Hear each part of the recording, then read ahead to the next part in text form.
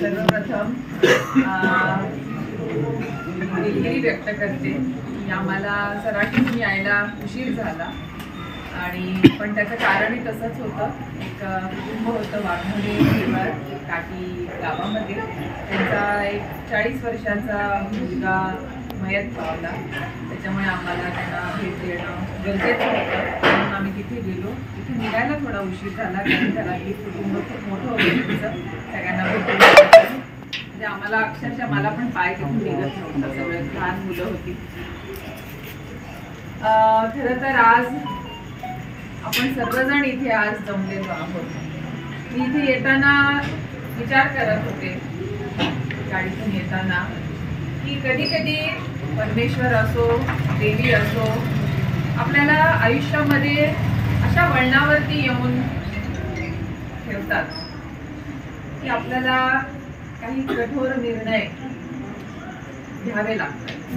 काय तुम्ही अजूनही पालकत्वाची वाट पाहताय? 95,000पेक्षा अधिकच्या कुटुंबाचे आयुष्य आनंदाने भरले आहे. आजच कॉल करा आणि मिळवा फर्टिलिटी ट्रीटमेंटवर सूट आणि सर्वांना द्या आनंदाची बातमी.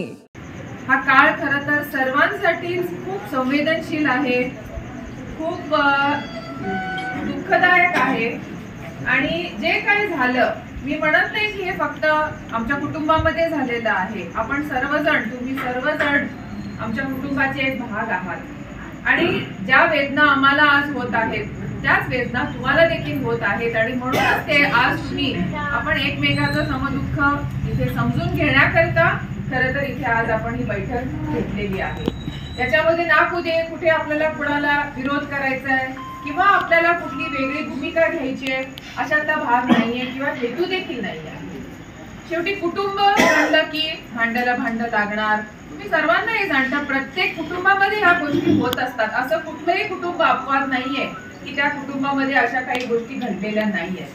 पण दुःखाची गोष्ट एकच आहे की आपल्या कुटुंबामध्ये कधी असं घडलं नव्हतं आणि ते दुर्दैवाने असं झालेलं आहे. परंतु जसं आता एखाद्याला आजार होतो आपल्याला त्याला सामोरं जावंच लागतं. कॅन्सर झालाय म्हणून आपण हातबळ होऊन हातपाय गळून बसतो का?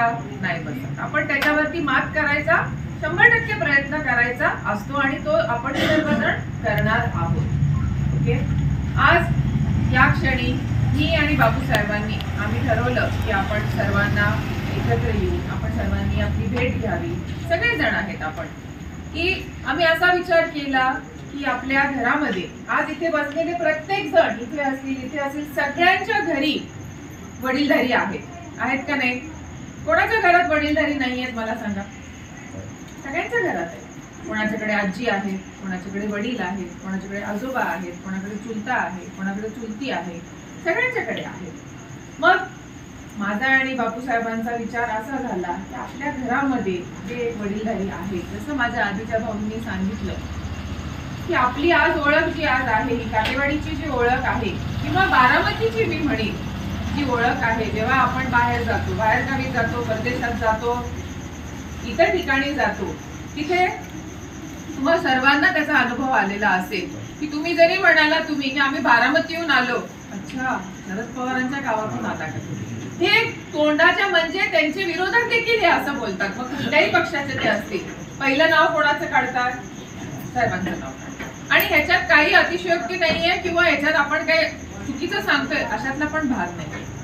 त्याच्यामुळे आम्हाला असं वाटतं की शेवटी आपल्या घरातले जे वडीलधारी आहेत आणि त्यांचा मान ठेवणं आज जसं सर्वांना माहिती आहे, मी सांगायची गरज नाहीये की पवार साहेबांनी आपल्यासाठी काय केलं. आज हा प्रश्न इतका महत्वाचा आहे प्रमोद की आपल्याला असा प्रश्न आपण आपल्या आईला विचारण्यासारखा आहे की तू माझ्यासाठी काय केलं किंवा वडिलांना हा प्रश्न करण्यासारखे आहे की तुम्ही माझ्यासाठी या आयुष्यामध्ये काय केलं. हे ज्याला त्याला माहितीये की आपले वडील किती झिजतात आणि आई किती कष्ट घेते.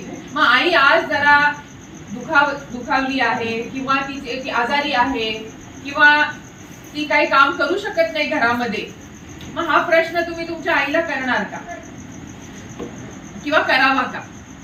काय म्हणू आपण मग म्हणून नवीन सून जर आली तर नवीन सुनेसमोर तुम्ही तुमच्या आईला टोमणे मारणार का? तुम्ही तुमच्या वडिलांना टोमणे मारणार का की तुम्ही आयुष्यात काहीच केलं नाही? बघा आता तरुण मुलं आली, तरुण नातू आलाय, नाती आली किंवा सून आली, ते सगळं करतायत, तुम्ही काहीच केलं नाही. मग जिने तुम्हाला जीव खाऊ घातलं, जिने तुम्हाला लहानपणापासून वाढवलं, अशा ह्या भावनेतून आम्हाला दोघांनाही असं वाटतंय की शेवटी कुटुंब हे वरिष्ठांपासून सुरू होतं. ते शेवटचा आपला हा छोटा बाळगोपाळ इथे बसलाय त्याच्यापर्यंत आपलं कुटुंब असतं. या कुटुंबामध्ये सगळी नाती असतात.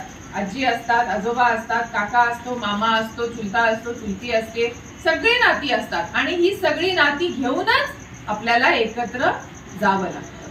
हे सगळ्यांना माहिती आहे.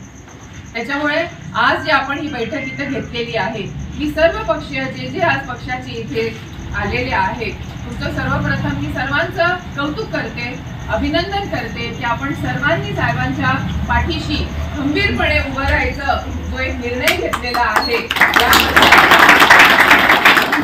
मला असं वाटतंय की आपण सर्वांनी पाहिलंय की साहेबांनी आजपर्यंत त्यांच्या अख्ख्या किती 60 वर्ष झाली असतील त्यांना राजकारणामध्ये येऊन, 60 वर्ष, या काळामध्ये एकदा तरी साहेबांनी मात खाल्ली आहे का किंवा पराजय झालाय का? मग आपण त्याला कारणीभूत व्हायचं का? मग हे गालबोट आपण लावायचं का? किंवा हे काम आपण करूया का? हे पटतंय का आपल्या मनाला? नाही पटत आहे. असं वाटतं की नाही. साहेबांना शेवटी आज सगळ्या जगाचा मीडिया बघतोय की बारामतीची लोक आणि खास करून काटेवाडीची लोक काय करतात, काय निर्णय घेतात, हे अख्खा तुम्ही आज सोशल मीडिया सर्वजण फॉलो करता.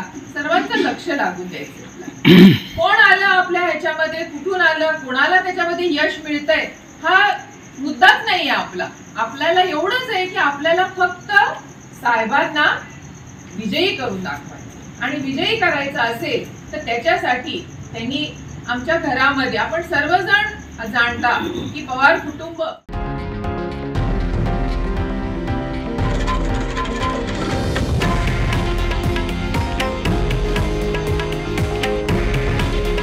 हे आहे देशातील नंबर 1 न्यूज नेटवर्क आणि आपण पाहत आहात TV9 मराठी. काळजी तुमची, हित महाराष्ट्राचं.